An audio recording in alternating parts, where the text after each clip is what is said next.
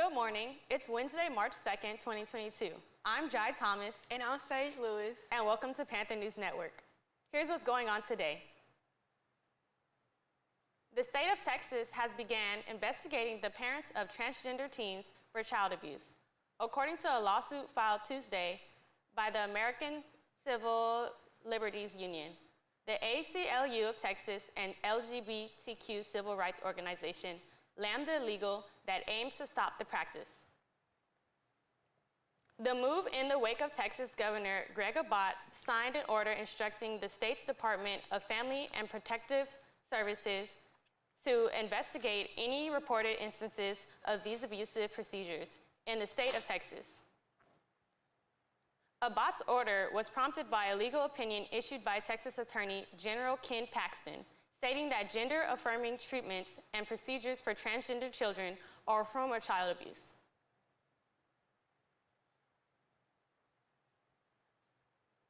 In today's news, the House decides to pass the Emmett Till Anti-Lynching Act with bipartisan support. This House's support of legislation made lynching a federal hate crime, which is aimed towards the past and reoccurring history of racism and bigotry in the United States. Lawmakers had passed the Emmett Till Anti-Lynching Act on Monday, February 28, 2022. 2 years ago, it was a similar bill that was first introduced by Bobby Rush, a Democrat representative of Illinois. As a result of that, it was unfortunately blocked by the Senate in February 2020, following the murder of Ahmaud Arbery. Rush has stated that today is a day of enormous consequence for our nation. By passing my Emmett Till Anti-Lynching Act, the House has sent a resounding message that our nation is finally reckoning with one of the darkest and most horrific periods of our history, and that we are morally and legally committed to changing course. 3 Republican representatives have voted against the bill. Those representatives were Andrew Clyde of Georgia, Thomas Massey of Kentucky, and Chip Roy of Texas. Clyde's reasoning was that there was no need for a duplicate federal law. The bill was named after the late Emmett Till, who was a victim of being physically and brutally beaten by a group of violent and aggressive white men.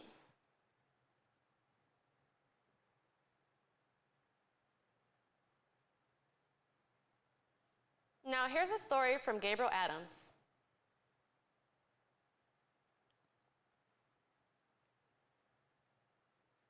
Hi, I'm Mackenzie Hardiman. I'm here with Gabriel Adams, and we are interviewing Dean Daniels of the Undergraduate Medical Academy. Today, we were able to conduct an interview with Dean Daniels today about recent innovation and changes within the Undergraduate Medical Academy. The chief architect of this particular area of research for the Medical Academy is Dr. Nazneen Sultana, and she is working on synthetic tissue development.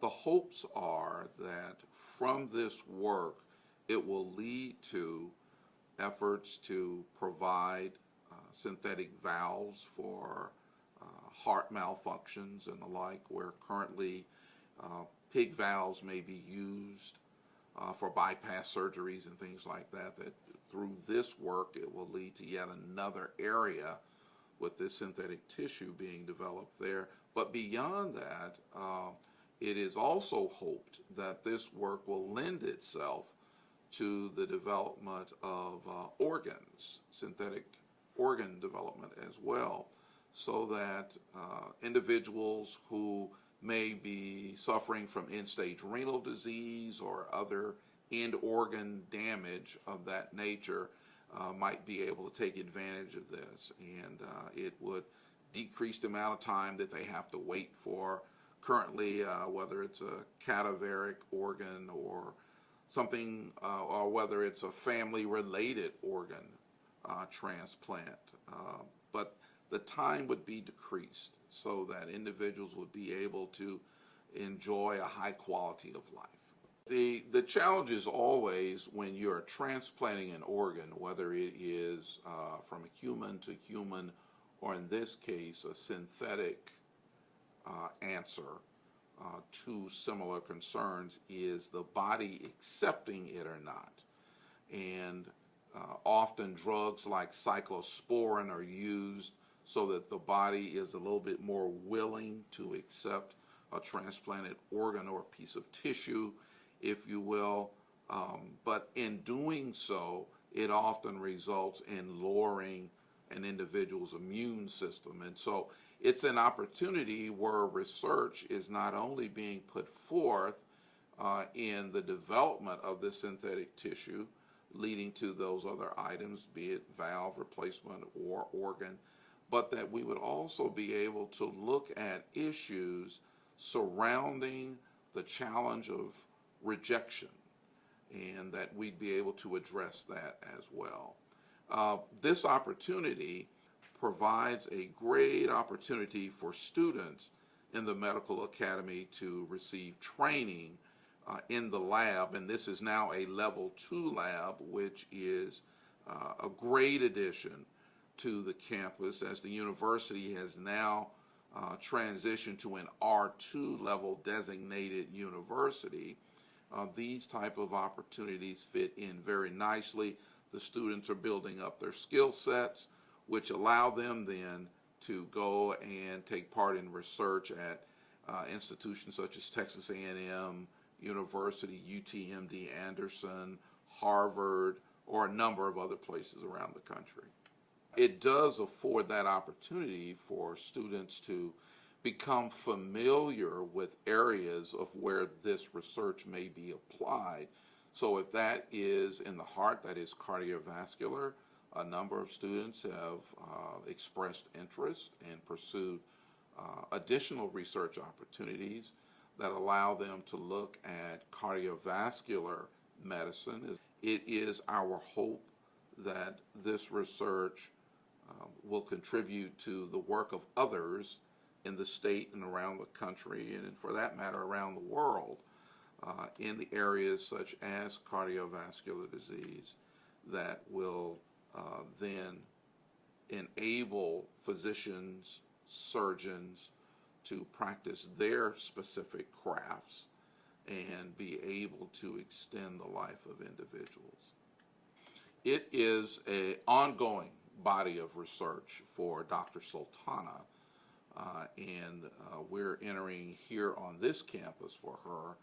We're about to enter her 3rd year of work in that regard. It is ongoing in the sense that we have consistently looked to identify areas of research in our laboratory to benefit the skill set development for our students. Dr. Max Fontes, who is the Assistant Director and Coordinator for research for the Medical Academy, has among his areas of interest theoretical chemistry. And so it has often been very useful to use the areas of research, theoretical chemistry, synthetic biology, or synthetic tissue development, as a reward of sorts for students. Here is an opportunity to apply what you've learned in those classes in a way that you can begin to see how it would develop society in general. It is focused in an area where it pulls the skills and the knowledge from multiple areas together and say, here is how you apply it, and here is what you can do to benefit mankind. Hi, I'm Mackenzie Hardiman, and this is Panther News Network. Hi, this is Gabriel Adams, and this is Panther News Network.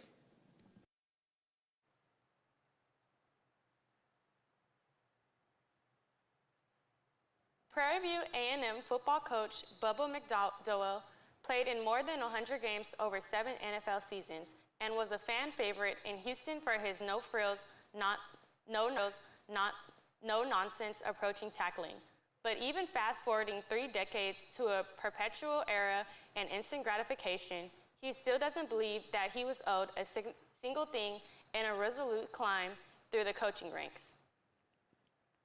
It's one more reason the former standout safety is a solid fit at Prairie View A&M. You know how people are, McDowell said. They seem to think that because you played at top level, they have been successful, that you should automatically be able to jump into a head coaching position. That is not the case. McDowell's admirable patience has paid off. After a decade as a Prairie View assistant under 3 head coaches, one of the last widely admired was named Panther head coach in January.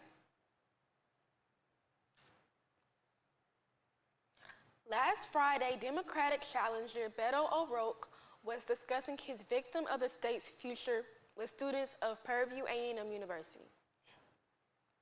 It's one of several stops O'Rourke is making over the weekend in the Houston area as he tries to get out the vote. O'Rourke's speech lasted for about 45 minutes at the school and took questions from students in the crowd of around 200. He spoke about the everlasting history of the school's students fighting for the right to vote. He also covered topics about education, internet access, and health care. His visit lasted a week after O'Rourke stopped in Houston, where his main focus was on the topic of failure state's electric grid in February 2021. O'Rourke had continued pressing Abbott on the issue after a Houston Chronicle report that the former ERCOT CEO said that the order to raise energy prices during the winter storm came straight from the governor himself. O'Rourke plans to stop in Missouri City on this Saturday.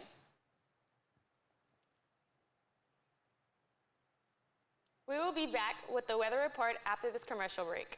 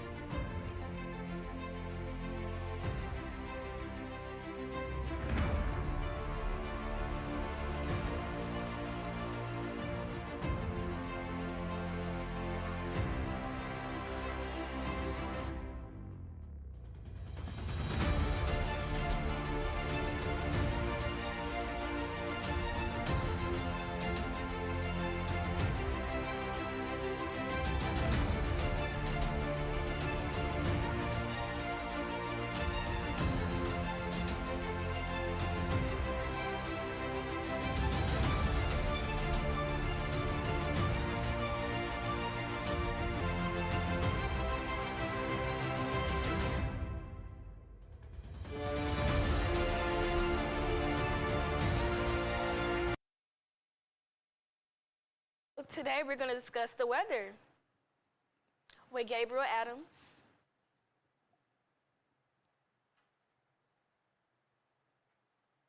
Good morning, everyone. We're having a lovely weather today. Today actually is going to be more of a dynamic weather day. Today we're going to have a high of 73 degrees and we're going to have a low of 48. So it's going to be a nice mild afternoon, but a nice and chilly evening as well. As in the morning, we're in the early 60s, the high 60s. 61 going on into 72 in the afternoon.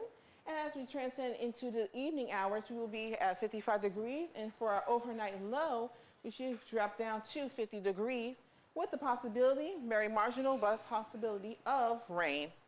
And I would like to throw it back to Sage Lewis.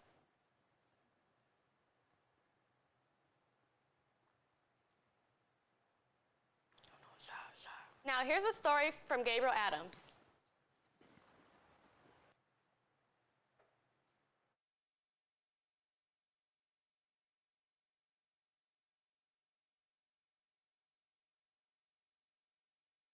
Blackwell to talk about Calm Week and its significance.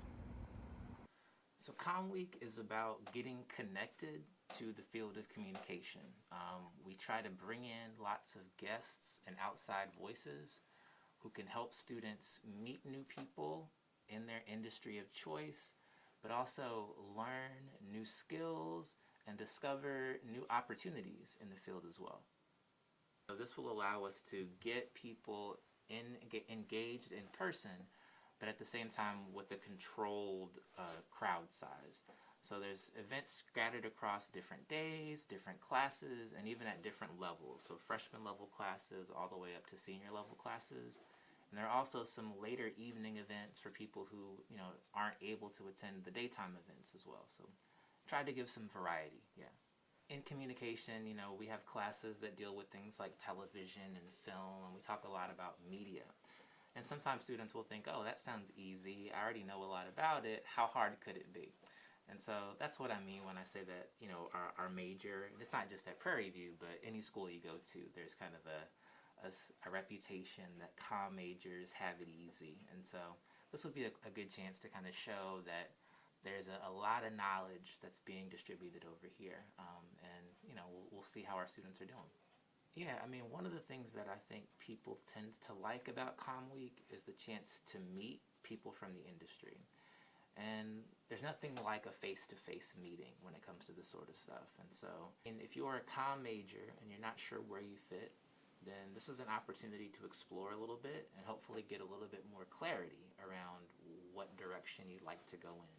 Definitely. I mean, communication is a very interdisciplinary field that can be applied to a number of different areas. And so hopefully, the programming for next week will help to shed some light on that, right? We're not just people who want to work in television. We're not just people who want to make movies. People sometimes focus on the media piece so much they think that they only have a narrow window of career options, and that's just not true. And so being able to interact with different people who are out in the field and just hear some different perspectives beyond the professors that you all are used to hearing, I think will be helpful for that reason. Hello, this is Gabriel Adams, and this is Panther News Network.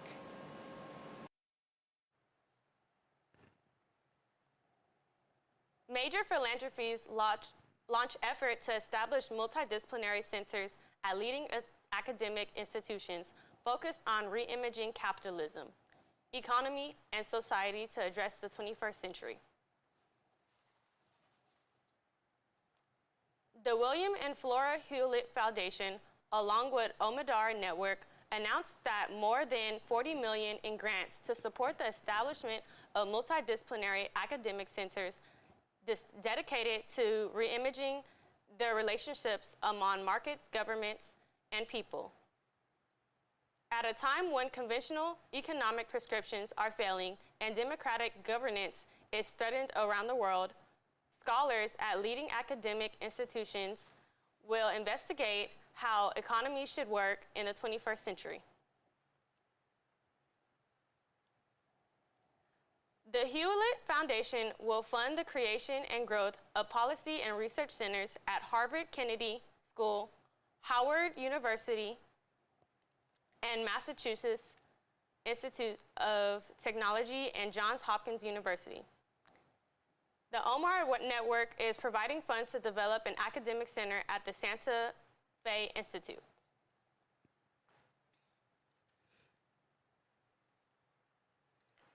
Peanuts Worldwide launches the Armstrong Project. At HBCU Endowment, the incentive established $200,000 in endowments at 2 historically black colleges and universities, which are HBCUs, which includes an annual scholarship to students that are studying either arts, communications, animation, or entertainment. Each school will receive $100,000 to establish endowment scholarship, will be awarded first during the 2022-2023 school year at Howard University and Hampton University. As a well-endowed scholarship program, the project will also provide lots of mentorship and internships opportunities for the students with individuals and companies in entertainment, such as animation, film, and television.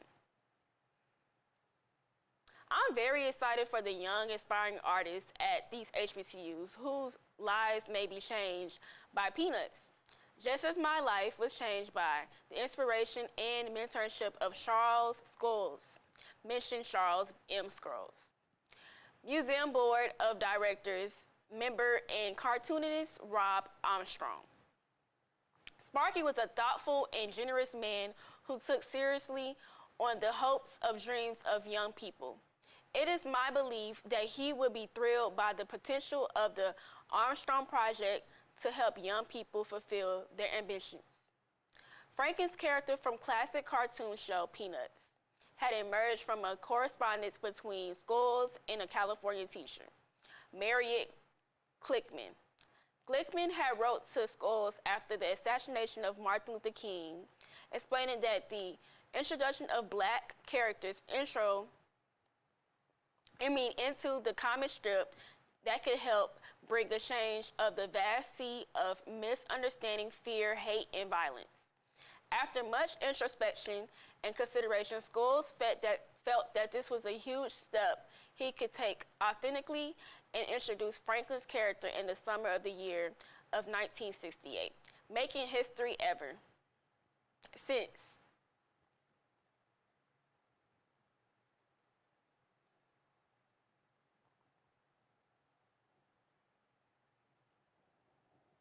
Now here's a story from Catherine Dallum.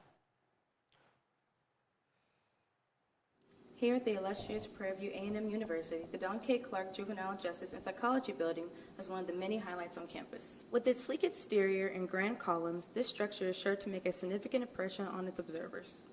The Don K. Clark Building, also known as Juvenile Justice Building, was inspired by neoclassical architecture. The Clark Building houses both undergrad and graduate programs for both juvenile justice and psychology. Fortunately, I had the opportunity to speak with Dr. Camilla Gibson, and this is what she had to say.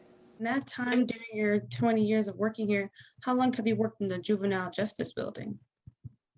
Okay, well, you're fortunate in that I am one of 3 people who are still around, who helped to design the building. I was going to ask you, what are some special features of this building? I noticed a winding staircase. So the staircase was Ed Shower's idea. Yes. And he thought it was fitting for the South that ladies of the South should have a majestic staircase to descend. And so he, thought that a nice winding staircase would be fitting in particular for the Southern ladies. The courtroom on the 3rd floor is actually used by some real judges in Waller County sometimes. Don Clark is a graduate of Prairie View. His degree was in engineering, but he was the head of the FBI division in Houston for years. Reporting live, this is Catherine Dallum from KPVU-TV.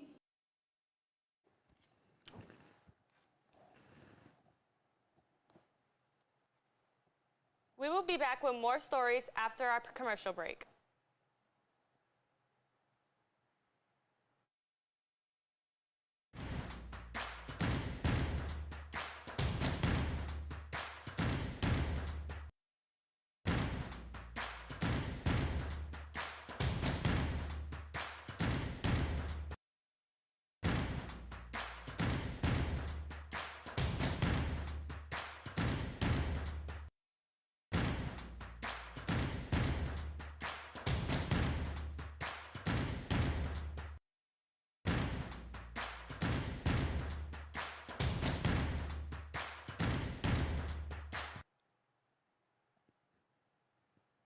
It's safe to say that people were not feeling very euphoric following the season 2 finale of Euphoria. However, Javon Walton, who plays Ashtray on the hit HBO series, is hoping that his character is still alive after being shot by the police in the finale. During a recent conversation with Esquire, published February 28th, the 15-year-old shared that in earlier drafts of the show, Fezzo Angus Cloud was initially the one who was supposed to die in the police raid. However, the script changed and fans were left reeling once Ashtray locked himself in the bathroom and began shooting at the police as they raided his home. Although Euphoria viewers never actually seen Ashtray get shot, they did hear a gunshot ring out sound seconds after a police pointed the red laser at his gun at the young boy's head. Javon expressed a similar sentiment to Elle News, teasing that it's not 100% certain that his character is dead. It's kind of left up in the air for now. He executively told E! News, "If there is one person that can survive being shot, it's definitely Ashtray. He's one bad, bold kid."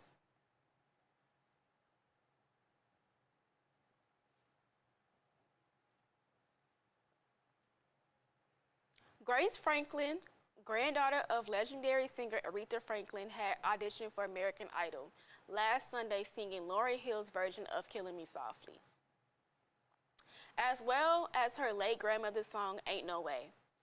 The 15-year-old had revealed her relationship to Aretha to the panel before singing, having an instant response from singer and judge Lionel Richie, who shared a vivid memory about visiting Franklin's home. Grace had mentioned that I don't think I could fully grasp the fact that she was famous worldwide. I was really close to my grandmother. I got to see her all the time. I used to travel with her a lot. Unfortunately, she didn't make it to the next round. Luke Bryan and Richie voted against sending her to the next round, and with advising her to take some time to work on herself and her talent before coming for another audition. While Katy Perry has voted yes to her going to the next round. Katy Perry has thought that Grace had the stardust and sparkle about her.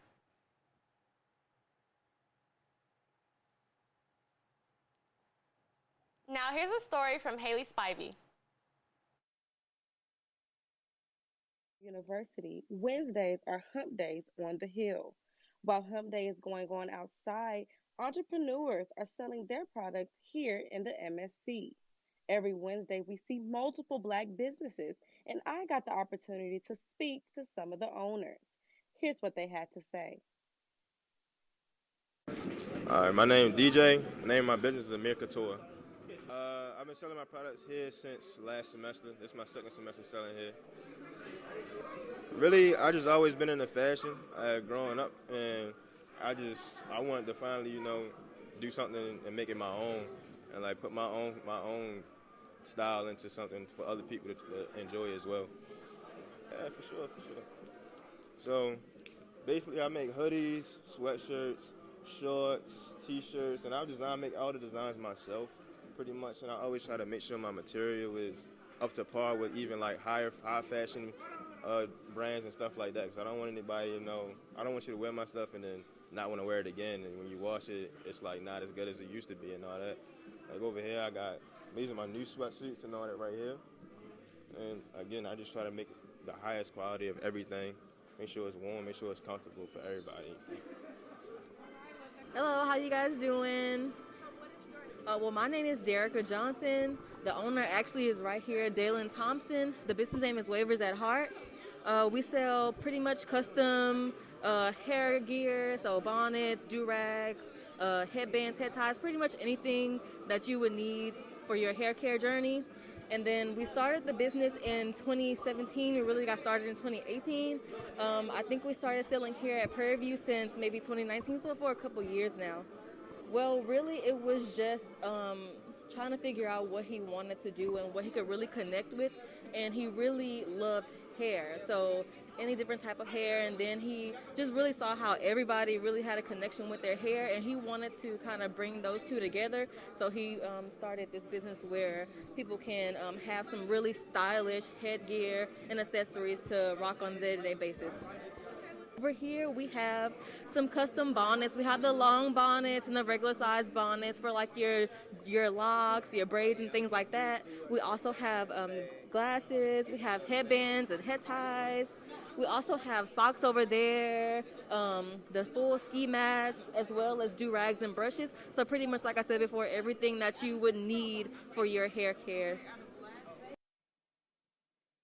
This is Sakina Body Care, a Black-owned business that sells multiple items, including skincare products, perfumes, soaps, clothes, and many more.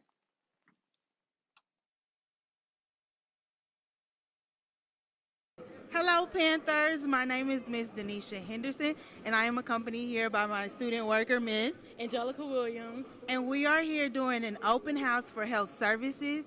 Health services is comprised of disability services, medical services, counseling services, and the Hilltop Reserve. We have recently moved into our home the Owens Franklin Health Center, and a lot of students are not aware of where we are located and all the wonderful services that we provide. So we have a table here. We are giving out free popcorn, free goodies, all kinds of things. Come sign up, enjoy, come visit us whenever you need us. And as always, follow us on social media. We have plenty of giveaways to give out. If you would like to support these Black-owned businesses here in the MSC, please come and visit them on Wednesdays. I'm Haley Spivey, and this was Panther News Network. And that concludes our show this morning. Be sure to catch us on Facebook, Twitter, and YouTube. I'm Jai Thomas. And I'm Sage Lewis. And thank you for watching Panther News Network.